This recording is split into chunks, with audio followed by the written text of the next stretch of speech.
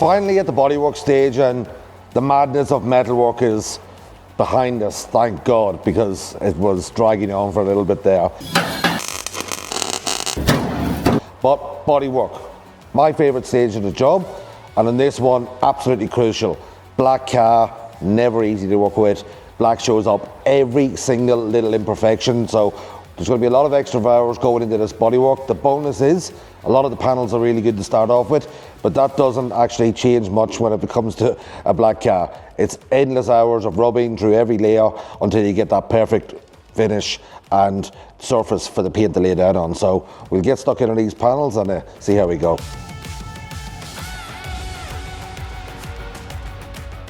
So the first panel we're going to deal with is not actually one of the original panels of the car, but probably one of the more straightforward to do, the bonnet scoop. So this bonnet scoop is fiberglass, and with most fiberglass parts, no matter how good or how well they're made, it does have some wobbles in it in the rear section here, which are going to need some bodywork attention. It's just not good enough, and especially given the fact that it's sitting right on top of the bonnet, it'll catch your eye straight away. So that's the first cab off the rank. So first things first, trusty splines. Must have go-to tool for any bodyman. These splines, didn't have these back in my day when I did my apprenticeship, but they're a pretty nifty, if not very plain piece of equipment. There's flexibility, different thicknesses with them, different lengths, but the surface is really hard. So on traditional blocks, you get a lot of movement in the surface of the block with the Velcros. These ones are stick-on, pretty hard, so to get that real final finish locked in, that is absolutely perfect. Whereas these blocks are great for chopping through the hard work, these are great for finishing, especially on black cars. So we'll start with these and we'll give it a bit of a rough up. It'll show up where all the lows are, at least we know the areas that are going to need attention with a little bit of body filler. So a little tip with these, the sticky back sandpaper. If it's as cold in your garage at home as it is in mine right now, middle of winter, freezing, they don't tend to stick too good. So get the hot air gun out, soften them up a little bit, press them on, they'll stay on there a lot longer and do a really good job. If you haven't got a hot air gun, just borrow your wife's hairdryer. Just don't tell her you did it. You get in trouble like I always do.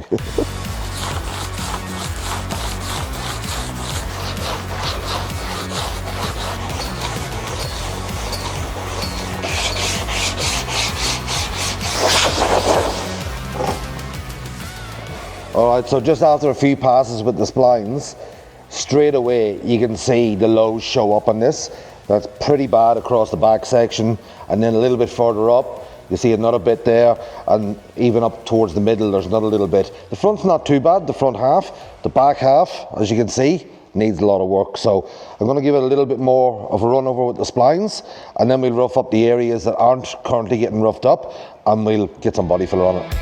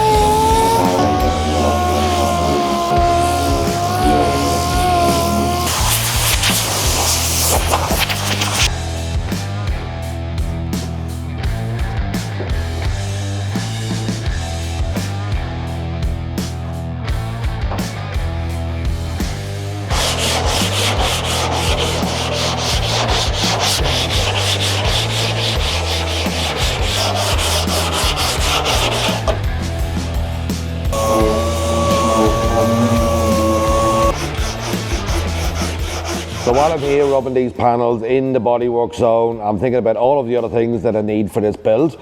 You know, I need primer, I need subframe black, I need satin black, and a whole host of other things. So I'm just going to pop down first thing in the morning, go to Autobarn, pick up a few bits and pieces, and then I'll come back and continue on with the rest of the bodywork.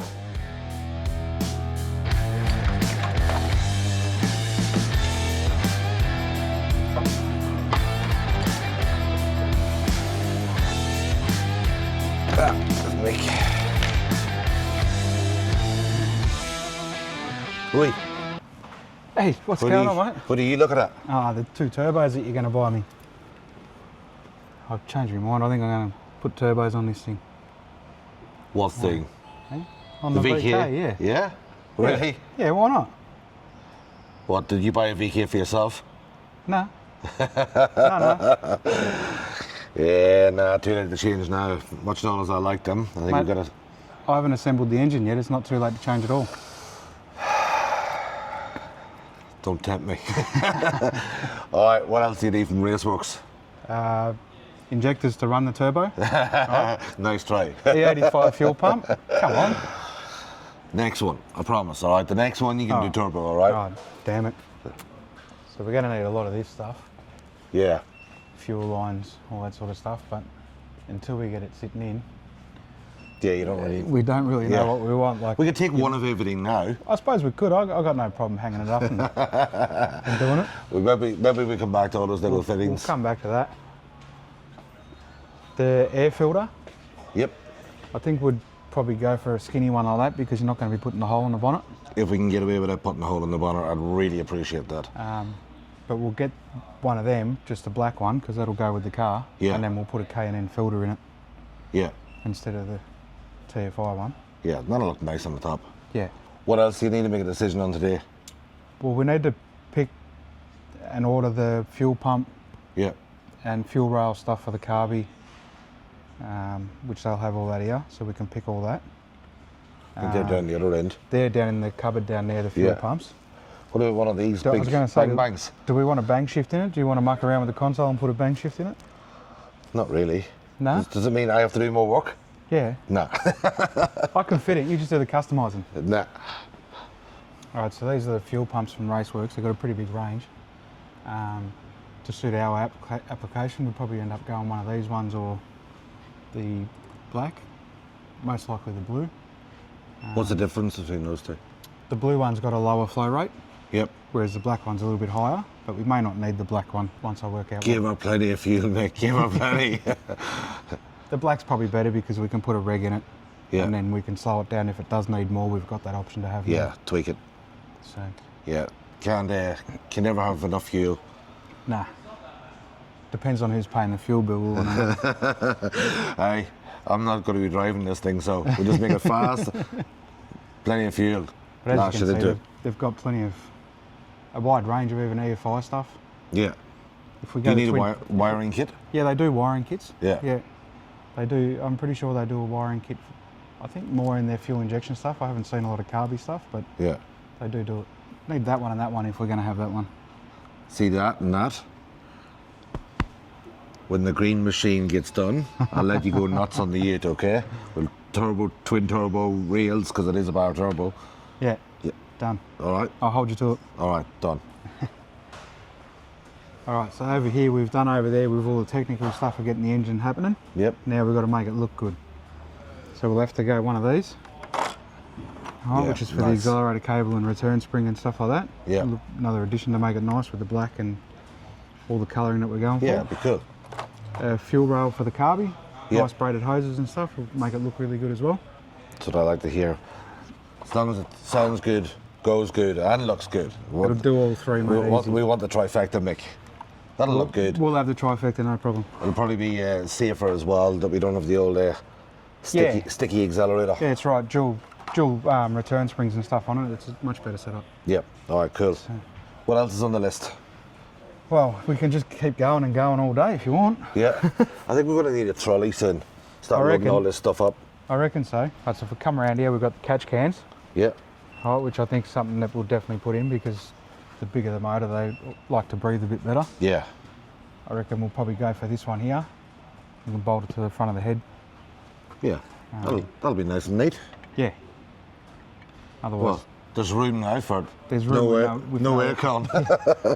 But I reckon we'll definitely go with one of them, and then when we put the aluminium rock covers on it, Yeah. we can have the nice fittings come into it. Yeah, that'll look really nice. That'll be Yeah. tidy. Yeah. Beautiful. All right, so before we head back, need to point out which oil we're going to use. Yeah. All right.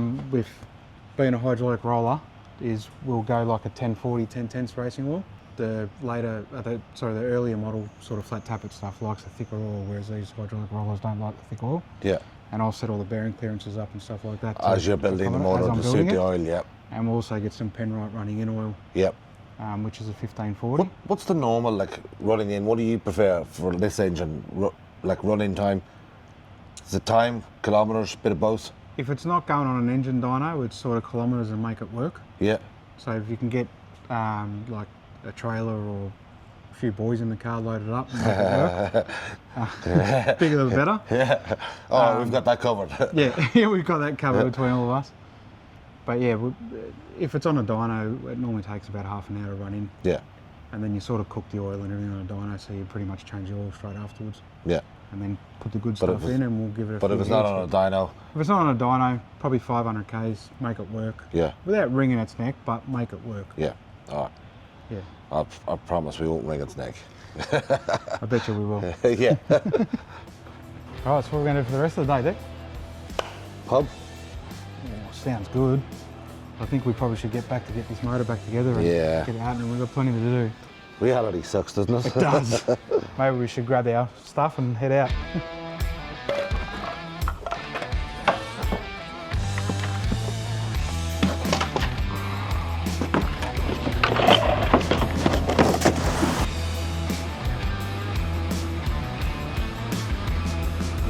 All right, so we've got the block back for the VK. We've got the new crankshaft. The heads have been sandblasted and ready to go together. New conrods, new pistons. What we're going to do now is we're going to put the main bearings in, measure the bearing clearance for the mains. Then we'll move on to the conrod bearing clearances.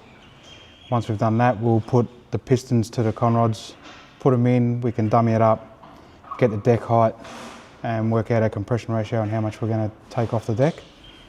So yeah, let's get it happening.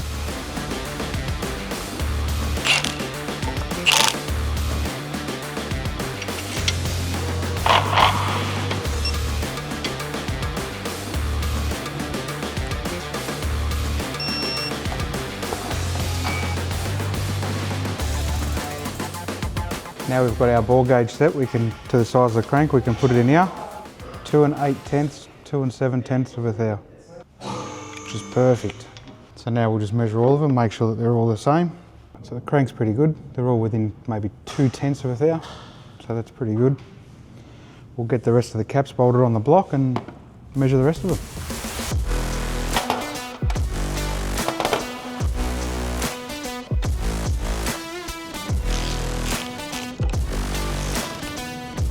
Again, now that we've got the bore mic set to what size we want, we can put it in the conrod. And we're looking for around 2.5 thou or a bit over bearing clearance. And this has actually got 3.2, so we might need to run a half set to close up some bearing clearance. So what I'll do now is I'll go through all the conrods now to see if we've got to run a half set to close the gap up a little bit. So now what we're going to do is we're going to put the crankshaft in the block, so then we can put some pistons and rods in each corner to measure the deck height to know how much we've got to machine off the block. First we'll put a bit of lube on the bearings so we don't scratch them up.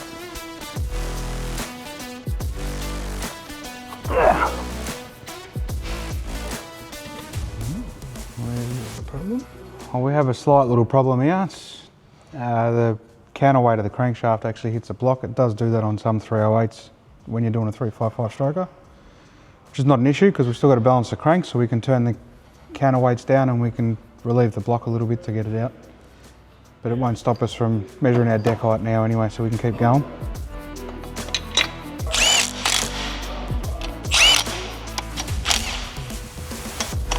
It's going to limit our spin a little bit, but we'll get a couple of corners done. Make sure we'll wipe some muck out of the bore, make sure it's clean, because it obviously hasn't had a final wash yet because we're still dummying, but we don't want to scratch the pistons and